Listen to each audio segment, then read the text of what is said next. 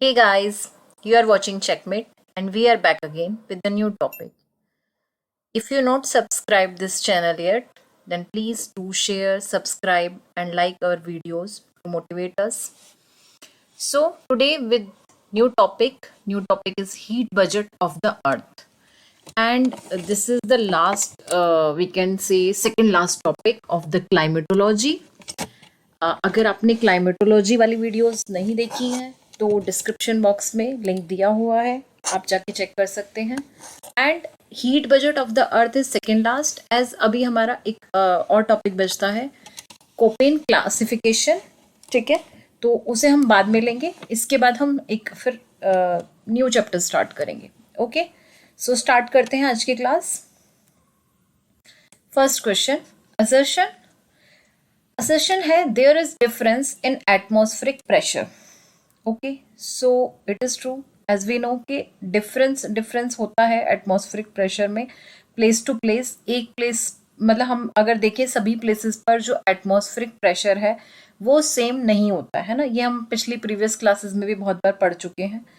तो असर्शन अपने आप में सही है. ठीक है, now we come to reason है amount of heat received by different parts of the earth is not same. So reason says कि जो amount of heat है या insolation है received by different parts of the earth is not same. So it's also true क्योंकि हम देखते हैं कि जो amount receive होता है वो हम कह सकते हैं कि डिफरेंट होता है. जैसे हम देखते हैं इक्वेटर से हम जब पोल्स की तरफ चलते हैं तो यानी due to the shape of the earth या ड्यू टू द कर्वेचर जो अर्थ है एंड हम कह सकते हैं जो टिल्ट है अर्थ का, उसकी वजह से जो अमाउंट ऑफ हीट है वो डिफरेंट है. सो रीज़न अपने आप में ठीक है. एंड रीज़न सपोर्ट भी कर रहा है असर्शन को. कैसे? क्योंकि हम देखते हैं एटमॉस्फेरिक प्रेशर और जो हीट है या फिर कहीं टेम्परेचर है उसमें क्या होता है, इन्वर्स रिलेशन होता है. इट मीन्स अगर अमाउंट ऑफ हीट जहाँ पर ज़्यादा रिसीव हो रहा है, जिस पार्ट पर अर्थ के ज़्यादा रिसीव हो रहा है वहाँ पर टेम्परेचर क्या होगा, टेम्परेचर ज़्यादा होगा. टेम्परेचर अगर ज़्यादा होगा तो एटमॉस्फेरिक प्रेशर क्या होगा, वहाँ पर लो होगा, है ना. इन्वर्स रिलेशन है.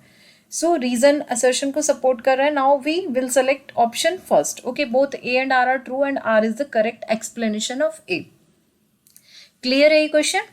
ठीक है, चले नेक्स्ट क्वेश्चन की तरफ. Question number second, which one is not the factor that cause variation in insolation. ठीक है, सो अभी हमने फर्स्ट क्वेश्चन में यही देखा कि वेरिएशन होता है इंसोलेशन में. First of all understand the insolation हम कह सकते हैं इनकमिंग सोलर रेडिएशन.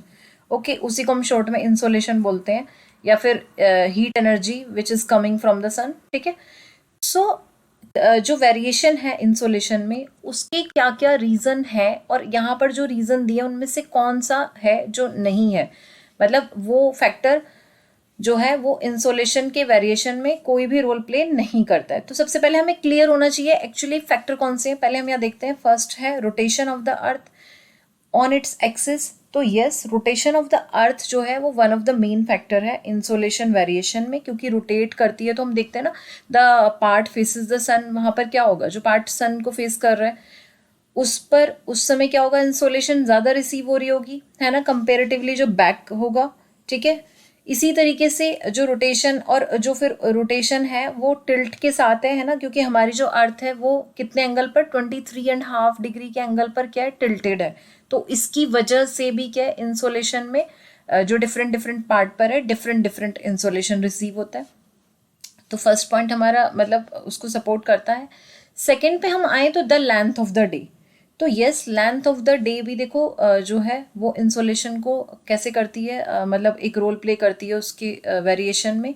अगर लेंथ ऑफ द डे क्या होगी, मैक्सिमम होगी, और वी कैन से मतलब जो डे की लेंथ है वो ज़्यादा होगी तो क्या होगा, इंसोलेशन रिसीव होगा ज़्यादा. और अगर लेंथ ऑफ द डे क्या होगी, कम होगी, तो इंसोलेशन रिसीव होगा कम. अगर हम देखो इसी को इस तरीके से हम कनेक्ट करें, जैसे समर सोलिस्टिस नॉर्दर्न हेमिस्फीयर में कब होता है, 21 जून को. तो जब समर सोलिस्टिस यहाँ पर हो रहा होता है 21 जून को, तो आप देखते हो इंसोलेशन भी यहाँ पर क्या हो रही होती है, ज़्यादा हो रही होती है. क्यों ज़्यादा हो रही होती है, क्योंकि लेंथ ऑफ द डे क्या होती है, ज़्यादा होती है उस समय पे. और यही फिर आप देखोगे अगर जब हमने जून में देखा और जब हम यही चीज़ जाके दिसंबर में देखेंगे, जब यहाँ पर क्या हो रहा होगा, विंटर सोलिस्टिस हो रहा होगा, तो लेंथ ऑफ द डे होगी कम हो जाएगी, और जब कम हो जाएगी तो इंसोलेशन भी क्या हो जाएगा, कम हो जाएगा। ओके, थर्ड पॉइंट पर आते हैं, the transparency of the atmosphere. अगर हम ट्रांसपेरेंसी ऑफ द एटमॉस्फेयर की बात करें तो देखो वो भी अफेक्ट करती है। कैसे? अगर एटमॉस्फेयर में वहाँ पर क्लाउड कवर ज़्यादा है तो फिर क्या होगा, इंसोलेशन कम रिसीव होगा, है ना। और अगर यही जो ट्रांसपेरेंसी है, क्लाउड कवर नहीं है, डस्ट पार्टिकल्स नहीं है, तो इंसोलेशन क्या होगा, उस पार्ट पर ज़्यादा रिसीव होगा। ठीक है, तो ये भी अफेक्ट करता है। फोर्थ पॉइंट हमारा क्या कहता है, लॉन्गिट्यूड, मतलब फोर्थ ऑप्शन सॉरी है लॉन्गिट्यूड। तो लॉन्गिट्यूड जो है वो पार्ट प्ले नहीं करता वेरिएशन में, क्योंकि लॉन्गिट्यूड का अगर हम कहें तो सिर्फ देखो, सबसे पहले तो लॉन्गिट्यूड एक जो है समझ लो, अगर याद भी आ रहा है, प्रीवियस वीडियोस देखी होंगी आपने, तो लॉन्गिट्यूड इस तरीके से वर्टिकल लाइंस होती हैं। ठीक है, वर्टिकल लाइंस जो हम देखते हैं ग्लोब पे, इमेजिनरी लाइंस, इसका रोल प्ले होता है सिर्फ टाइम के पर्सपेक्टिव में। जैसे कि एक जो लॉन्गिट्यूड है उसको कवर करने में सन रेज को 4 मिनट्स लगती हैं, तो ये सिर्फ टाइम के लिए होता है। अगर हम देखें तो हीट वाले पूरे फैक्टर में लैटिट्यूड ही पार्ट प्ले करते हैं, तो लॉन्गिट्यूड का कोई रोल नहीं है। तो ये आंसर क्या होगा, फोर्थ। ओके, ठीक है। Now we come to question number 3।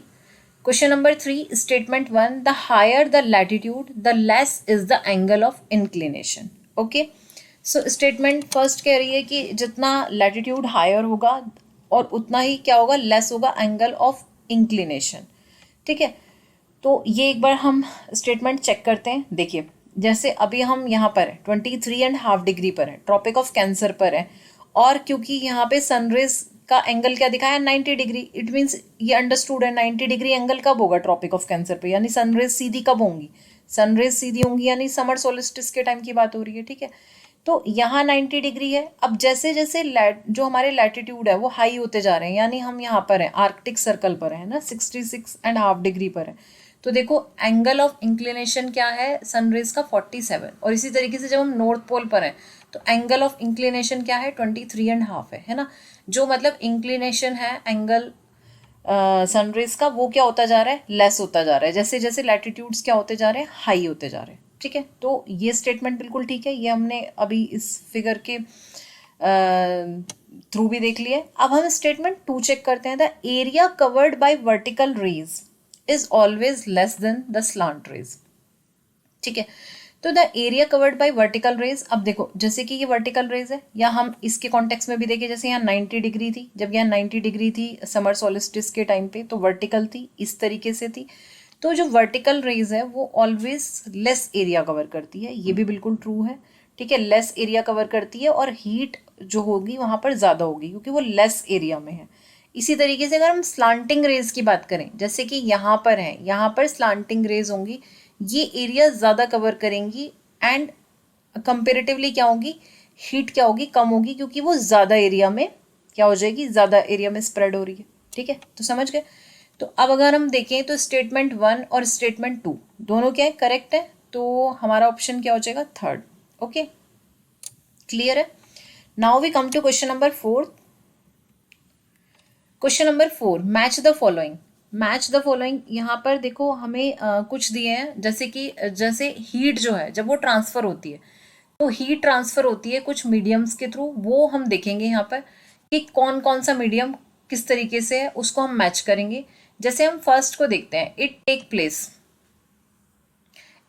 Place when two bodies of unequal temperature are in contact with one another. Okay, flow of energy from warmer to cooler. पता नहीं भाई आज स्लाइड्स की setting कैसे हुई है, मुझे भी समझ नहीं आ रहा है, तो आंसर्स आए जा रहे हैं। ठीक है, कोई बात नहीं, अब मैं क्लास बीच में वो नहीं करूँगी, तो थोड़ी बहुत चीटिंग आज चलेगी, बट हमारा मेन मकसद ये भी होता है कि आप क्या करें, आप क्वेश्चंस को समझें और सॉल्व करें। फिर भी अगर आपको ऐसे लग रहा है तो आप एक बार जैसे ही क्वेश्चन आता है तो आप एक बार पॉज करके आंसर दे लें, क्योंकि हो सकता है कुछ सेटिंग ऐसे है वो आंसर खुद से आ रहा है। ठीक है, तो फर्स्ट ऑप्शन देखते हैं यहाँ पे, it takes place when two bodies of unequal temperature are in contact with one another, flow of energy from warmer to cooler. ठीक है, तो अब अगर हम इसी को इस कॉन्टेक्स्ट में लें, हम लें अर्थ के सरफेस, ठीक है, सरफेस, और उसके ऊपर जो विंड ब्लो कर रही है उसके कॉन्टेक्स्ट में हम लें, तो देखो अगर सरफेस जो है वो बहुत ज़्यादा हीट है, ठीक है, वहाँ पर बहुत ज़्यादा मतलब सरफेस जो है बहुत ज़्यादा हीटेड हो चुका है, तो जो उसके कॉन्टेक्स्ट में जो उसके भी मतलब उसके कांटेक्ट में जो भी एयर आएगी, जो उसके कांटेक्ट में एयर आएगी, जब तक वो सरफेस की जो हीट है वो ट्रांसफ़र होके उस एयर को उतना गर्म नहीं कर देती जितना कि सरफेस है, तो वो प्रोसेस तब तक चलता रहेगा। या फिर उसमें कोई मतलब जब तक दोनों का टेम्परेचर क्या ना हो जाए, इक्वल ना हो जाए, या फिर हम या कह सकते हैं कि जब तक ये जो प्रोसेस है वो किसी अ, दूसरे मीडियम के थ्रू ब्रेक ना हो। ठीक है, तो इस प्रोसेस को हम क्या कहते हैं, इस प्रोसेस को हम कहते हैं कंडक्शन, है ना। जब टू मतलब हम कह सकते हैं two unequal temperature bodies contact में आती हैं, और उस सिचुएशन में हमेशा जो वार्मर टू कूलर ट्रांसफर होता है किसका, हीट का, इसको हम क्या कहते हैं, कंडक्शन। ठीक है, तो ए को हम थर्ड से कनेक्ट करेंगे। इसके बाद the air in contact with the earth rises vertically on heating in the form of currents and further transmit the heat. ये बहुत ईजी है, ये पहले भी बहुत बार पढ़ के आ चुके हो आप लोग। देखो जब जब क्या होगा, सरफेस ऑफ अर्थ क्या होता है, गर्म होता है, तो उसमें क्या होता है फिर राइज होती है, क्या विंड जो होती है वो हीट होगी, हीट होके क्या होगी, वो राइज होगी, और कन्वेक्शन करंट्स जो हैं वो ओरिजिनेट होंगी। और इसी यही चीज़ आप देखते हो जो इक्वेटर पे जो बारिश होती है, ज़्यादातर जो रेन होती है वो इसी की वजह से होती है ना, क्योंकि वहाँ पे सबसे ज़्यादा हम देखते हैं जैसे गर्मी होती है, फिर सरफेस गर्म होता है। ठीक है, इस तरीके से विंड राइज करती है, और फिर कन्वेक्शन करंट्स के रूप में वहाँ पे क्या होता है, इस तरीके से रेन होती है। और यही अगर हम देखें समर सीज़न में, तो समर सीज़न में आपने ये भी देखा होगा कि 2-3 बजे के करीब बारिश होती है। क्यों? क्योंकि वो सुबह से लेके जब दोपहर तक क्या होता है, सरफेस गर्म हो जाता है, और फिर उसी तरीके से कन्वेक्शन करंट्स ओरिजिनेट होती हैं। ठीक है, तो ये हमारा जाएगा किसके साथ, फर्स्ट के साथ। Come to third, transfer of heat through horizontal movement of air. यानी यहाँ पर क्या हो रहा है, ट्रांसफर ऑफ हीट हो रहा है। जैसे अभी देखो हमने कन्वेक्शन वाले में क्या देखा, वर्टिकली हो रहा था, है ना। पहले सरफेस गर्म होगा, फिर हीट क्या होगी, हीट जनरेट होगी, फिर विंड्स भी होंगी हीट, फिर विंड्स भी हीट होंगी, और उसके बाद क्या होगा, वो ऊपर उठेंगी, यानी वर्टिकल ट्रांसफर हो रहा है हीट का। अब यहाँ पे क्या हो रहा है, यहाँ पे हॉरिजॉन्टल मूवमेंट ऑफ एयर, यानी हॉरिजॉन्टल ट्रांसफर हो रहा है हीट का। तो इसको हम क्या बोलते हैं, इसको हम बोलते हैं एडवेक्शन। इसको हम एडवेक्शन बोलते हैं। इसका एक बेस्ट एग्जांपल है लू। आप समर सीजन में देखते हो, नॉर्दर्न इंडिया की अगर हम बात करें तो यहाँ पे लू चलती है ना, जो कि ओरिजिनेट होती है कहाँ से, थार डेजर्ट से हम बात करें, वहाँ से ओरिजिनेट होती है, और उस हीट को क्या करती है, ट्रांसफर करती है पूरा नॉर्दर्न प्लेन पे और इस पर। ठीक है, तो ये क्या है, ये हमारा एडवेक्शन है, जिसको हम कह सकते हैं हॉरिजॉन्टल मूवमेंट ऑफ एयर, और इस तरीके से ट्रांसफर ऑफ हीट होता है। Now come to fourth, the long wave radiation is absorbed by the atmosphere. So atmosphere is indirectly heated by the Earth's radiation. So it's also correct. जैसे कि हम देखें जो लॉन्ग वेव है, तो long wave मतलब हम जैसे देखते हैं जो इनकमिंग सोलर एनर्जी है वो किस फॉर्म में आ रही होती है, वो शॉर्ट वेव्स की फॉर्म में आती है। और जब अर्थ खुद हीट अप हो जाती है तो वो रेडिएट बैक करती है उस एनर्जी को, वो लॉन्ग वेव टर्म में करती है, और उसी से हमारा एटमॉस्फेयर क्या होता है, हीट होता है। तो इसको हम क्या बोलते हैं, क्योंकि पहले जो है वो अर्थ खुद हीट हुई। ठीक है, जब अर्थ हीट हो रही है वो किससे हो रही है, वो हो रही है शॉर्ट वेव से। अब अर्थ जब शॉर्ट वेव से हीट हो गई और वो रेडिएट कर रही है बैक, उसको हम क्या बोलते हैं, टेरेस्ट्रियल। ठीक है, उसको हम बोलते हैं टेरेस्ट्रियल रेडिएशन, या हम उसको लॉन्ग वेव फॉर्म में भी बोलते हैं, जो मतलब कि एटमॉस्फेयर हमारा मतलब अर्थ जो वापस से करती है रेडिएशन, वो लॉन्ग वेव फॉर्म में होता है। ठीक है, टेरेस्ट्रियल। तो इसको हम ए को हमने किससे मैच किया था, ए को हमने मैच किया था किससे, थर्ड से, तो ए को थर्ड से, एंड देन बी को हमने किससे मैच किया था, बी था हमारा यस बी हमारा फर्स्ट था। ठीक है, एंड देन सी हमारा क्या था, फोर्थ था। ये खुद से देख लिया करो, ठीक है, क्योंकि पेन है नहीं है। एंड डी को हमने किससे किया था, लॉन्ग वेव को सेकंड से। यस, सो आंसर हमारा 2 यहाँ पर लिखा ही है ऑलरेडी, मैंने इतनी मेहनत करी। ठीक है, सो क्वेश्चन नंबर 5 पर आते हैं। ये समझ में आ गया होगा, ये बहुत इंपॉर्टेंट क्वेश्चन है, ये कंफ्यूज नहीं होना है। कन्वेक्शन क्या है, कंडक्शन क्या है, एडवेक्शन क्या है। ठीक है, ये सब के सब क्या है हमारे, ये इस तरीके से हीट जो है वो ट्रांसफर होती है। ठीक है, now we come to question number 5। The atmosphere is mainly heated by the, अभी देखो प्रीवियस क्वेश्चन में ही हमने किया है ना, the atmosphere is mainly heated by the short wave, यानी सोलर रेडिएशन, जो शॉर्ट वेव सोलर रेडिएशन से हो रहा है, नहीं, इससे तो नहीं हो रहा है। अभी हमने पढ़ा ना, जो सोलर रेडिएशन है या फिर इनकमिंग सोलर एनर्जी है वो शॉर्ट वेव फॉर्म में आती है, ठीक है। अब वो शॉर्ट वेव फॉर्म में आती है और उसके लिए तो हमारा एटमॉस्फेयर क्या होता है, ट्रांसपेरेंट होता है एक तरीके से, ठीक है। तो वो आ जाती है रिफ्लेक्टेड सोलर रेडिएशन, नहीं, सोलर रेडिएशन का कोई रोल नहीं होता, सोलर रेडिएशन आ जाती है, ठीक है। अगर वो रिफ्लेक्ट होगी तो फिर हम उसको क्या बोलते हैं, जब वो अर्थ खुद गर्म हो जाएगी और जब वो रिफ्लेक्ट होगी तो हम उसको बोलते हैं टेरेस्ट्रियल रेडिएशन, ठीक है। और जो हमारा एटमॉस्फेयर गर्म होता है वो किससे होता है, वो इन्हीं लॉन्ग वेव या फिर टेरेस्ट्रियल रेडिएशन, जिसे हिंदी में शायद हम बोलते हैं पार्थिव विकिरण, ठीक है, इससे गर्म होता है, ठीक है। तो ये हमारा आंसर होगा क्या, थर्ड। और उसके बाद ये थोड़ा सा जो भी यहाँ पे फैक्ट्स दिए होते हैं इनको भी कंसिडर करना है, ठीक है। इनको भी बाद में आप जैसे भी दोबारा स्लाइड देखते हो तो इनको भी पढ़ते हुए जाना है, ठीक है। Now we come to question number 6। अच्छा हाँ, एक बार देखो हीट बजट भी देख लेते हैं हम, क्योंकि पूरा जो चैप्टर है वो हमारा बेसिस पे है, तो एक बार इस डायग्राम को समझना बहुत ज़रूरी है।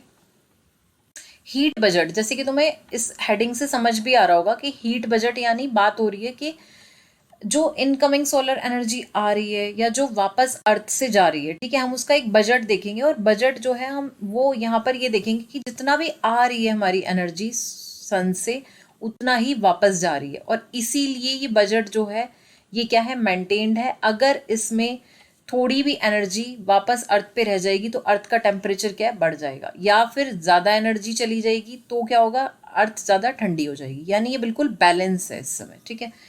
तो अब हम अगर देखते हैं इसको एक बार समझते हैं। जैसे सोलर रेडिएशन है, मतलब इनकमिंग सोलर हम रेडिएशन की बात करें तो हम इसको एक तरीके से 100 यूनिट मान लेते हैं। अच्छा, इंटरेस्टिंग यहाँ पर एक चीज़ ये भी है कि मैं अगर आपको बताऊं तो अगर हम देखें कि सन से जितनी हीट प्रोड्यूस हो रही है, सपोज दैट हम इसको सपोज दैट नहीं, अगर एक तरीके से आप इस तरीके से समझो कि ये 2 बिलियन है, 2 बिलियन में से हम सिर्फ उसका एक पार्ट रख पाते हैं, यानी इतना जितना हम पूरा अर्थ पे हम देख रहे हैं हीट रिसीव हो रही है, ये उस 2 बिलियन का सिर्फ एक पार्ट है। तो आप देख सकते हो कि हीट कितनी प्रोड्यूस कर हो रही है, किससे, सन से, ठीक है। तो ये तो एक फैक्ट था। अब यहाँ पे हम देखते हैं इस हीट बजट को समझने के लिए हम 100 यूनिट्स मानते हैं, ठीक है, कि हम मान रहे हैं 100 यूनिट्स हमारी सन से आ रही हैं, ठीक है। अब जब ये 100 यूनिट्स आ रही हैं सन से, तो इसमें से 6 यूनिट क्या है, ये अभी अर्थ के सरफेस पे पहुंची नहीं है, वहीं से स्पेस से स्कैटर्ड हो जाती हैं। ये इन्हीं हम की वजह से बोले, हम जो ये रेज हैं इसी की वजह से हम देखें तो जो हमें स्काई का कलर दिखता है वो ब्लू दिखता है, या फिर हमें मॉर्निंग में हल्का सा ऑरेंज दिखता है, इस तरीके से, ठीक है। अब ये 6 है, उसके बाद 27 जो है वो अभी ये भी यहाँ पर अर्थ के सरफेस पे नहीं आई हैं, ये 27 क्लाउड से ही बैक हो गई हैं, रिफ्लेक्ट हो गई हैं, रेडिएट हो गई हैं, ठीक है। और ये 2 ये भी अर्थ पे नहीं आई हैं, ये मतलब एक तरीके से जो हमारे माउंटेन्स हैं, जो हमारी अर्थ पे जो हमारे माउंटेन्स हैं उनके जो टॉप्स हैं, ठीक है, जहाँ जो पूरे के पूरे एक तरीके से स्नो से कवर्ड है, उसी से रेडिएट हो गई है, ठीक है, क्योंकि स्नो जो है वो सबसे ज़्यादा रेडिएट करती है। तो अब ये देखो 27 एंड 2 29 हो गया, 29 एंड 6 कितना हो गया, 35। तो ये पूरा का पूरा 35, हमने 100 यूनिट मानी थी ना अभी, तो 100 में से पता नहीं आज स्लाइड्स के साथ क्या हो रहा है, ठीक है।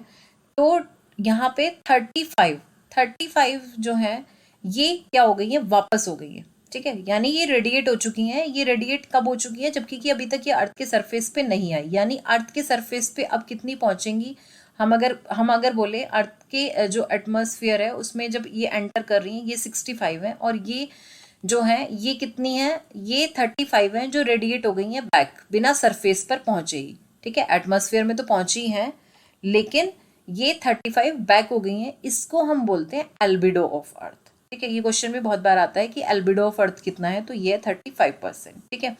अब ये 65% जब पहुंचती हैं, तो ये 65% जब पहुंचती हैं तो इसमें क्या होता है, देखो 65% में से 65% में से ये मैं पता नहीं भाई क्या हो रहा है आज, कोशिश करते हैं, अगर नहीं होता है तो फिर 65% में से अगर हम देखते हैं तो यहाँ जो 14% है वो एब्जॉर्ब्ड कर ली जाती है, किसके द्वारा, एटमॉस्फेयर के द्वारा, ठीक है। अब यानी 65% में से 14% एटमॉस्फेयर ने एब्जॉर्ब कर ली, ठीक है। अब यानी 65 में से 14 लेस कर दो, हमारी अर्थ की सरफेस पे जो पहुंच रहा है वो 51% है। अभी इतनी कहानी समझ में आ गई होगी, ठीक है। हमने 100 यूनिट मानी थी, 100 में से ये हमारी 6 स्कैटर हो गई थी, ये 27 क्लाउड्स से, ठीक है, 2 जो हमारे माउंटेन्स के टॉप्स हैं उनसे, तो ये कुल मिला के 35 एल्बिडो हो गया था, यानी ये अर्थ के सरफेस पे आए बिना ही रेडिएट हो गया था, ये एल्बिडो हो गया, ठीक है। एल्बिडो मतलब होता है जो बैक हो गया, रेडिएट हो गया, ठीक है। इसके बाद 65 जब यहाँ पहुँचती हैं, ठीक है, अर्थ पर पहुँचती हैं, तो उसमें से 14 एब्जॉर्ब कर ली जाती है एटमॉस्फेयर के द्वारा, और हमारे सरफेस, अर्थ के सरफेस पे पहुँचती है 51। यहाँ तक कहानी अभी आपको समझ में आई। और ये सब क्या था, शॉर्ट वेव्स में, क्योंकि हमने पढ़ा, देखो कोई भी ऑब्जेक्ट जितना ज़्यादा हीट प्रोड्यूस करेगा, जितनी ज़्यादा हीट प्रोड्यूस होगी, ठीक है, उतना ही वेव्स क्या होंगी, शॉर्ट होंगी। क्योंकि हम खुद समझ सकते हैं कि सन बहुत ज़्यादा हीट प्रोड्यूस कर रहा है, अभी मैंने फैक्ट भी बताया था आपको, तो वेव्स क्या है, शॉर्ट है। तो ये सब शॉर्ट वेव्स में था। अब ये 51% जो रीच हो गई हैं अर्थ सरफेस पे, अब ये हम वापस से यहाँ पर आ जाते हैं। ये वाला तो आपको समझ में आ गया होगा। अब क्योंकि ये क्या होंगी, ये वापस होंगी, ठीक है। अब हम ये देखते हैं वापस कैसे होंगी। ये वापस होती है लॉन्ग वेव फॉर्म में, ठीक है। यही हमने भी देखा था ना, क्योंकि जब अर्थ, अब क्या है, अर्थ का सरफेस खुद से हीटअप हुआ, अब वो हीटअप होके अब वो रेडिएट करेगी किस फॉर्म में, वो लॉन्ग वेव में। क्योंकि अभी जैसे मैंने बताया ना, जितना कोई गर्म होगा ज़्यादा उतना शॉर्ट वेव होगी, जितना कम गर्म होगा उतना वो लॉन्ग वेव होगी, ठीक है। तो अब ये हमारे पास थी 51%, ये 51% हम यहाँ देखेंगे कैसे। देखो 51% में से हमने क्या देखा, 51% में से अब हम देखते हैं यहाँ पे कि जो 17% है, जो हमारे पास 51% आया था, यहाँ पर 51% में से 17% तो स्पेस में डायरेक्ट रेडिएट कर दिया गया अर्थ के द्वारा, डायरेक्ट, ठीक है। तो अब यानी अर्थ के पास कितना बचा, सिर्फ 34%, ठीक है। अब ये 34% कैसे बैक होगा, देखो क्योंकि अर्थ रखेगी कुछ नहीं अपने पास, अगर रखेगी तो क्या होगा, पूरा हीट बजट हमारा बैलेंस हो जाएगा, टेम्परेचर बढ़ जाएगा, वो पूरा का पूरा बैक कर दिया जाता है। अभी वही हम देखेंगे, देखो कंडेंसेशन के थ्रू, ठीक है, 19%, ठीक है, कन्वेक्शन के थ्रू 9%, देखो यहाँ पे आप देखो 19 एंड 9 कितना हो गया, 28, और 28 और 6 जो कि रेडिएट हो रहा है अर्थ के द्वारा, 28 और 6 कितना हो गया, 34% हो गया ना पूरा, ठीक है। कंप्लीट समझ में आया आपको। 51 हमारा यहाँ था, 51 में से 17 अर्थ को डायरेक्ट, अर्थ ने डायरेक्ट स्पेस में भेज दिया, ठीक है। अब जो 34% था वो हमारा ये हो गया, ठीक है। अब अगर कई बार देखो क्वेश्चन ऐसे भी आ जाता है, अभी तो आपने एल्बिडो देखा, एल्बिडो कितना है अर्थ का, ऐसे भी आता है। कई बार क्वेश्चन ऐसे भी आता है कि जो स्पेस, जो हम कहें एटमॉस्फेयर है, एटमॉस्फेयर जो है वो कितना एब्जॉर्ब करता है। तो हमने यहाँ पे देखा था ना, 14% एटमॉस्फेयर ने यहाँ एब्जॉर्ब करा था, याद है आपको। वो किस फॉर्म में करा था, वो शॉर्ट वेव फॉर्म में करा था। अब यहाँ जो 34% है, ये वाला 34%, ये भी एटमॉस्फेयर ने ही एब्जॉर्ब करा है और फिर वापस रेडिएट करा है ना। तो ये 34 और ये 14, ये तभी आ गया 48, ठीक है। यानी एटमॉस्फेयर कितना करता है, 14 वो शॉर्ट वेव फॉर्म में करता है और 34 वो लॉन्ग वेव फॉर्म में करता है, वापस वो फिर बैक कर देता है, ठीक है। तो ये क्लियर है हीट बजट, ठीक है। Now we come to next question, question number 6। The main reason that the earth experiences highest temperature in the subtropics in the northern hemisphere rather than at equator. क्योंकि देखो temperature तो हम कहेंगे कि equator पे ज़्यादा होना चाहिए, क्योंकि वहाँ पर सन ओवरहेड होता है कितनी बार, 2 टाइम्स इन अ ईयर, है ना। कौन कौन से हैं वो, 21 मार्च और 23 सितंबर, है ना, जिसे हम इक्विनॉक्स बोलते हैं। बट वहाँ टेम्परेचर हम कहें हाईएस्ट ना होकर, टेम्परेचर हाईएस्ट कहाँ होता है, सब ट्रॉपिक्स पे, ठीक है, नॉर्दर्न हेमिस्फीयर में। तो उसका रीज़न क्या है, देखो रीज़न हम ऑलरेडी भी अभी किसी क्वेश्चन में पढ़ चुके थे, आंसर आपके सामने आ गया, ठीक है। तो हम ऑलरेडी रीज़न पढ़ भी चुके थे, जो सब ट्रॉपिकल एरियाज़ हैं वहाँ पर लेस क्लाउड कवर है, और ये लेस क्लाउड कवर की वजह से वहाँ टेम्परेचर ज़्यादा हो जाता है। क्यों, क्योंकि देखो वहाँ जो है, आपको पता है कि जो इक्वेटर है, इक्वेटर पे कन्वेक्शन होता है बहुत ज़्यादा, है ना। और अगर हम यहाँ पे सब ट्रॉपिक्स की बात करें, तो ये जो नॉर्दर्न हेमिस्फीयर में सब ट्रॉपिक्स पे ज़्यादातर क्या हैं, डेजर्ट्स हैं, ठीक है। स्पेशली वेस्टर्न पार्ट की बात करें तो हम, जैसे यहाँ पर ज़्यादातर डेजर्ट हैं वेस्टर्न पार्ट में, तो जो क्लाउड कवर है वो यहाँ पर नहीं है, इस वजह से यहाँ पर टेम्परेचर क्या होता है, ज़्यादा होता है, ठीक है। चलते हैं नेक्स्ट क्वेश्चन की तरफ, question number 7। Which one of the following reflects more sunlight as compare to the other 3, ठीक है। अभी अभी हमने देखा जो सनलाइट है वो रिफ्लेक्ट कर दी जाती है, लेकिन रिफ्लेक्ट अलग अलग सभी का ना, मतलब सभी जो ऑब्जेक्ट्स हैं उनका रिफ्लेक्शन रेट अलग अलग होता है। तो हम इनमें देखें तो सबसे जो हम कहेंगे ज़्यादा किसका है, ठीक है, तो सबसे ज़्यादा होता है किसका, स्नो का।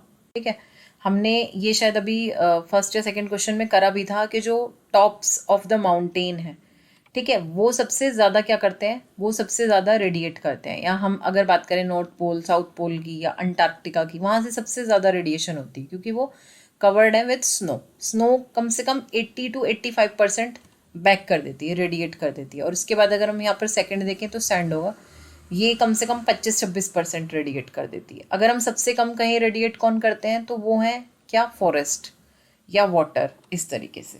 ठीक है, चलते हैं नेक्स्ट क्वेश्चन की तरफ। Question number 8, question number 8, yes, which one of the following statement is incorrect? So we have to find out incorrect क्या है। The earth surface receives most of its energy in short wavelength। देखो ये बिल्कुल अभी भी आपने पढ़ा ही है ना, हमारी हमारी अर्थ पर जो भी मोस्ट ऑफ द एनर्जी है वो हम शॉर्ट वेव लेंथ में ही ले रहे हैं सन से। ठीक है, सेकेंड पॉइंट पर आते हैं, the energy received by earth is termed as insolation, है ना, फर्स्ट क्वेश्चन में भी ये किया था, इंसोलेशन बोलते हैं उसको, इनकमिंग सोलर एनर्जी, तो ये भी ट्रू है एकदम। The atmosphere is largely transparent to long waves terrestrial radiation. ठीक है, तो ये बिल्कुल क्या है, ये गलत है। क्यों, क्योंकि देखो एटमॉस्फेयर क्या है, ट्रांसपेरेंट है शॉर्ट वेव लेंथ के लिए, तभी वो अर्थ के सरफेस तक पहुंचती हैं, लेकिन वो लॉन्ग वेव्स के लिए या टेरेस्ट्रियल रेडिएशन के लिए ट्रांसपेरेंट नहीं है। ठीक है, तो ये क्या हो जाएगा, ये इनकरेक्ट हो जाएगा। फोर्थ पॉइंट भी देख लेते हैं एक बार। The earth after being heated by insolation transmit the heat to the atmospheric layers near to the earth in long wave. ये हमने भी पढ़ा ही था, है ना, शॉर्ट वेव में आती है, लॉन्ग वेव में जाती है। ठीक है, तो थर्ड हमारा आंसर हो जाएगा यहाँ पे। Now we come to question number 9, statement 1। ठीक है, maximum insolation is received over the subtropics, equator receives comparatively less insolation. ये अभी भी हमने देखो समझा था ना इस चीज को, क्योंकि मैक्सिमम इंसोलेशन रिसीव हो रही है कहाँ पर, सब ट्रॉपिक्स पे, बिकॉज ऑफ क्योंकि इक्वेटर पे क्या है, क्लाउड कवर ज्यादा है। ठीक है, तो ये हमारी स्टेटमेंट ठीक हो जाती है। स्टेटमेंट 2 की बात करें, generally at the same latitude, यानी सेम लैटिट्यूड की बात हो रही है, सपोज दैट ये हम 23.5 डिग्री की बात करें, ट्रॉपिक ऑफ कैंसर, तो generally at the same latitude the insolation is more over the continent than over the oceans. तो यहाँ पे हम क्या कहने की कोशिश करें कि कॉन्टिनेंट पे इंसोलेशन ज़्यादा होता है कंपेरेटिवली टू द ओशन, यानी वाटर पे कम होता है। So yes, it is also correct. अगर देखो इसका रीज़न क्या है, वही अगर हम फर्स्ट से कनेक्ट करें तो वही होगा, क्योंकि ओशंस पे क्या है, इवेपोरेशन ज़्यादा होगा, इवेपोरेशन ज़्यादा होगा, कंडेंशन होगा और कंडेंसेशन होगा, तो फिर उसके बाद क्या होगा, वहाँ पर क्लाउड कवर होगा, तो वहाँ पर कम रिसीव होगा और कॉन्टिनेंट्स पर हीट ज़्यादा रिसीव होगी। यही हम देखते हैं, इसलिए नॉर्दर्न हेमिस्फीयर में कॉन्टिनेंटल पार्ट ज़्यादा है, तो नॉर्दर्न हेमिस्फीयर कंपेरेटिवली ज़्यादा गर्म होता है, इंसोलेशन ज़्यादा रिसीव होता है। ओके, सो हमारी दोनों स्टेटमेंट करेक्ट है, आंसर हो गया 3।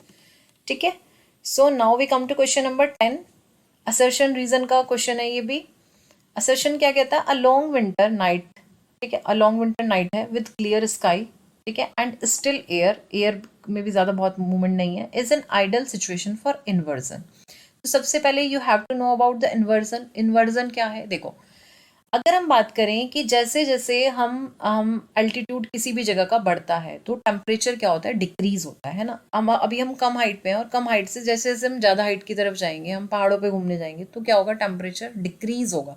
That is called normal lapse rate. Normal lapse rate क्या है, 165 मीटर की हाइट पे अगर आप देखो 165 मीटर हाइट पर 1 डिग्री सेल्सियस टेम्परेचर क्या हो जाता है, डिक्रीज हो जाता है। और इसको दूसरे टर्म में हम ऐसे भी कह सकते हैं कि 1000 मीटर और we can say 1 kilometre, 1 kilometre पर कितना हो जाता है, 6.5 डिग्री। ठीक है, इतना टेम्परेचर डिक्रीज होता है, तो इसको हम बोलते हैं नॉर्मल लैप्स रेट। इसी का ऑपोजिट है क्या, इनवर्जन। इनवर्जन मतलब यानी अब एल्टीट्यूड तो बढ़ेगा, यानी आप हाइट पे जा रहे हो, एल्टीट्यूड बढ़ रहा है, बट टेम्परेचर क्या हो रहा है, टेम्परेचर भी बढ़ रहा है। ओके, देखते हैं कैसे। अब ये इसी चीज के लिए कह रहा है, कैसे, ये अ लॉन्ग विंटर नाइट है, ठीक है। अब लॉन्ग विंटर नाइट में ये कह रहा है आइडियल सिचुएशन है इन्वर्जन के लिए। अब ये कैसे है, ये हम देखते हैं। देखो वहाँ पर क्या होता है लॉन्ग विंटर नाइट में, अगर हम बात करें तो जैसे डे टाइम में जो भी थोड़ी बहुत भी मतलब जो इंसोलेशन आई, उससे क्या हो रहा है, सरफेस गर्म हो रहा है। सरफेस जब हीट अप होगा तो अब वो ड्यूरिंग द नाइट उसको क्या कर रहा है, रेडिएट कर रहा है, ठीक है। ड्यूरिंग द नाइट उसने रेडिएट करा, लेकिन जब जैसे जैसे नाइट बढ़ती जाएगी, मतलब अब 3-4 बज चुके हैं रात के, तो उस समय क्या होगा, सरफेस तो रेडिएट कर चुका है, यानी अब उसने रेडिएट कर दिया, तो जो अपर हम कहें, जो हम उसके बिल्कुल सरफेस के पास वाली लेयर है एयर की, ठीक है, तो या फिर हम इस तरीके से कह सकते हैं लोअर लेयर, ठीक है, लोअर लेयर ऑफ एटमॉस्फेयर, तो वो क्या हो जाएगी, वो हो जाएगी हीटअप, वो गर्म हो जाएगी। लेकिन अब सरफेस, क्योंकि टेम्परेचर गिर रहा है, रात हो रही है, रात के 3-4 बज चुके हैं, टेम्परेचर गिर रहा है, तो सरफेस क्या हो गया अब, ठंडा। समझ रहे हो मेरी बात, सरफेस कूलर है comparatively to the air. Air क्योंकि रेडिएट होने से क्या हो चुकी थी, हीटअप हो चुकी थी, एयर रेडिएट होने से हीट हो चुकी थी, तो यानी हाइट पे टेम्परेचर ज़्यादा है, बट अगर हम सरफेस की बात करें तो टेम्परेचर क्या है, कम है, ठीक है। असर्शन समझ में आया अपने आप में। Now we come to the reason, the heat of the day is radiated off during the night. ये तो हमने एक्सप्लेन ही करा ना मैंने अभी आपको कि असर्शन ये था, और इसका रीजन क्या था, यही था जो भी बताया आपको कि ड्यूरिंग द नाइट क्या होता है, रेडिएट होती है, और अर्थ जो है या सरफेस जो है वो कूलर होता है देन द एयर अबव। तो बिल्कुल रीजन भी सही है, असर्शन भी सही है, और सपोर्ट भी कर रहा है। सो हमारा आंसर क्या होगा, फर्स्ट, ठीक है। Now we come to question number 11। Question number 11 statement वाला क्वेश्चन है। Statement first says the inversion takes place in hills and mountains due to the air drainage. First of all, you will have to understand air drainage. Air drainage क्या है, देखो air drainage is like, जैसे कि हम देखते हैं कि water है, अब अगर वाटर को आप किसी भी स्लोप पे डालोगे तो वो क्या होगा, नीचे की तरफ ड्रेन होगा ना। तो just like air drainage, air भी ऐसे ही बिहेव करती है, तो हम उसको बोलते हैं एयर ड्रेनेज। कैसे, जब एयर क्या होगा, कूल होगी, ठीक है, ठंडी हो जाएगी, ठंडी होगी तो हैवी होगी, हैवी होगी तो वो माउंटेन्स या हिल्स के स्लोप के साथ साथ नीचे की तरफ आएगी, यानी वैली में आएगी, that is called air drainage. तो अब स्टेटमेंट फर्स्ट एयर ड्रेनेज समझ में आया। अब एक बार दोबारा से एक बार रीड करते हैं। इन्वर्जन टेक प्लेस, है ना, यही मैंने बताया ना आपको, inversion take place in hills and mountains due to the air drainage. यानी अब क्या है, जब वो हवा कूल हो गई है, ठीक है, कूल हो गई है, हैवी हो गई है, तो वो क्या हो रही है, वैली की तरफ आ रही है, यानी इन्वर्जन हो रहा है, ठंडी हवा नीचे की तरफ आ रही है, ठीक है। एंड स्टेटमेंट 2 क्या कह रही है, it protects plants from frost damage. So yes, ये फ्रोस्ट डैमेज से कैसे वो करती है, क्योंकि देखो जब ये नीचे वैली में आ जाती है, और जो हम कहेंगे जो सरफेस है वहाँ पर, वो तो क्या होता है, वो तो कोल्ड हो जाता है, लेकिन जो कंपेरेटिवली ऊपर वाली हवा है, या हम कहें जो ट्रीज के ऊपर वाले पार्ट हैं, जो ऊपर वाली लेयर है, वो क्या होती है, कंपेरेटिवली वहाँ पर जो होती है विंड होती है वो वार्म होती है, ठीक है, तो ये फ्रॉस्ट डैमेज से उनको बचाती है। तो यहाँ पर हमारी दोनों ही स्टेटमेंट करेक्ट हैं, तो आंसर क्या होगा, आंसर होगा third, both first and second, okay. Now we come to question number 12। Question number 12, which of the following is not a favourable condition for temperature inversion. So temperature inversion के लिए favourable condition क्या नहीं है, okay, not.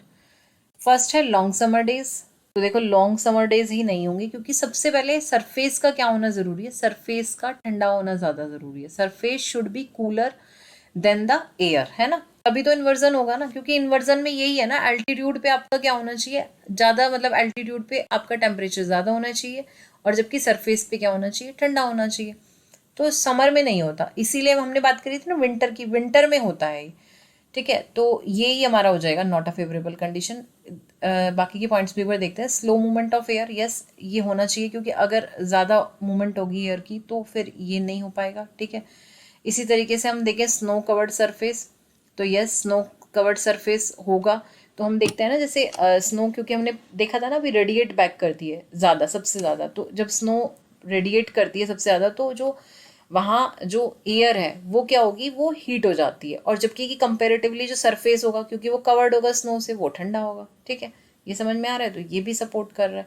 Hills and mountains अभी हमने देखा, air drainage की वजह से वहाँ पर भी बहुत बार ऐसा होता है, स्पेशली नाइट में, ऐसा नहीं ऑल द टाइम, नाइट में ऐसा होता है, ठीक है, हिल्स एंड माउंटेन्स पर, कि नाइट में वैली ज़्यादा ठंडी हो जाती है। तो now we come to question number 13। Question number 13, Statement 1. Statement 1 says isotherms are lines joining places having equal temperature. ठीक है, isotherms, isobars ये सब आप पढ़ चुके हैं पहले भी। isobars क्या होती हैं, जो इक्वल प्रेशर होता है उनको ज्वाइन करती हैं। isotherms की हम बात करें तो जहाँ पर इक्वल टेम्परेचर होता है जिन प्लेसेस पर, उनको ये लाइन ज्वाइन करती हैं ऑन द मैप। ठीक है, तो स्टेटमेंट 1 हमारी करेक्ट है। स्टेटमेंट 2 की बात करें, isotherms are generally parallel to the latitude, the deviation from this general trend is more pronounced in January than in the July. So yes, isotherms क्या होती है, जनरली पैरेलल होती हैं, बट हम देखें कि ये जो है ये डेविएट होती हैं कब, ये डेविएट होती हैं जनवरी में। अब ये डेविएट होती है जनवरी में, सो ये ऑल्सो ट्रू है। तो यानी हमारी दोनों ही स्टेटमेंट ट्रू हैं, तो हमारा आंसर क्या हो जाएगा, थर्ड हो जाएगा। और हम देखते भी एक बार जनवरी में क्यों ट्रू होती हैं। देखो एक बार यहाँ पर ये मैप देखो, ये हमारी क्या है, आइसोथर्म्स है। जैसे हम यहाँ पे देखें, अगर ये 10 डिग्री सेल्सियस वाला है, ठीक है, तो अब ये 10 डिग्री वाला सेल्सियस वाला है, तो ये कंपेरेटिवली अगर हम देखेंगे तो जुलाई में ज़्यादा पैरेलल होगा किसके, लैटिट्यूड के। ठीक है, अब लेकिन क्या होगा, अब अगर हम जनवरी की बात करें तो ये बैंड होगी। बैंड किधर होगी, ये कॉन्टिनेंट या लैंड वाले पार्ट पे बैंड होगी साउथ की तरफ। देखो आप सभी को देखो, ये जिस तरीके से, अब अगर हम ये देखें -12.5 डिग्री सेल्सियस वाला आइसोथर्म्स है, देखो कितना ज़्यादा बैंड हो रहा है साउथ की तरफ लैंड वाले पार्ट पे। क्यों, क्योंकि जनवरी में क्या होगा, जनवरी में नॉर्दर्न हेमिस्फीयर में क्या है, विंटर सोलिस्टिस चल रहा था ना दिसंबर में, तो यहाँ पर ठंडा बहुत ज़्यादा हो रहा है, तो ये इस तरीके से साउथ की तरफ बैंड हो रहा है। लेकिन ओशन वाले पार्ट पे या हम कहें वाटर वाले पार्ट पे ये नॉर्थ की तरफ बैंड हो रहा है। क्यों, क्योंकि देखो एक तो कंपैरेटिवली वाटर जो है वो उतनी जल्दी से ठंडा नहीं हो रहा है, क्योंकि अब अगर उसे 12.5 माइनस जो है 12.5 डिग्री सेल्सियस वाले टेम्परेचर पर ही आना है, तो कम से कम उसे यहाँ जाना पड़ेगा। ठीक है, क्योंकि यहाँ नहीं मिलेगा 12.5 डिग्री, तो कंपेरेटिवली वाटर जो है वो उतनी जल्दी नहीं ठंडा हो रहा है। तो एक तो रीज़न ये हो गया। और दूसरा रीज़न अगर देखो आपको याद भी हो अटलांटिक ओशन की ओशन करंट्स याद है, तो यहाँ पर गल्फ स्ट्रीम है, फ्लोरिडा है, ये सब क्या है, वार्म करंट है। ये क्या कर रही है, ये उस एक तरीके से जो ठंडा होना चाहिए उसको यहाँ ठंडा नहीं होने दे रही ना, तो ये यहाँ तक उसका इफेक्ट आ रहा है, तो वो टेम्परेचर जाके हमें वहाँ मिल रहा है। तो क्वेश्चन कई बार इस तरीके से भी आता है कि रीज़न में कि जो आइसोथर्म्स हैं वो कॉन्टिनेंट या लैंड वाले पार्ट पे क्या कर रही हैं, साउथ में बैंड करती हैं, और वाटर वाले पार्ट पे नॉर्थ में बैंड करती हैं। ठीक है, सो क्लियर है। आई होप आपकी आज की क्लास जो है वो आपको पसंद आई होगी, और न्यू क्लास में मिलते हैं न्यू टॉपिक के साथ। Okay, thank you.